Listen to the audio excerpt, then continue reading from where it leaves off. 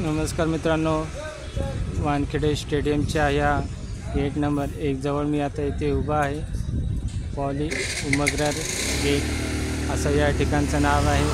Garware cricket club आणि हा पूर्ण परिसर तुम्ही बघाल तर हा स्टेडियमचा परिसर आहे।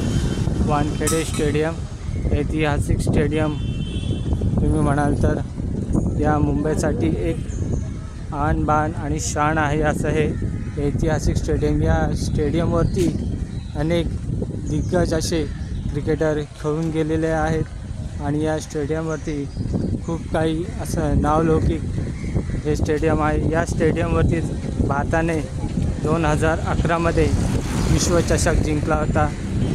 वानखेडे स्टेडियम एकमेव स्टेडियम हे आपल्या भारतासाठी लाभलेले आहे। तुम्ही बघू शकता हा गेट नंबर 2 खूप छान असा हा परिसर वानखेडे स्टेडियमचा समोरचा। आणि आज काही कार्यक्रम असल्यामुळे सतत गाड्यांचा ये जा चालू आहे। जर तुम्हाला व्हिडिओ आवडला जास्तीत जास्त शेअर करा, लाईक करा।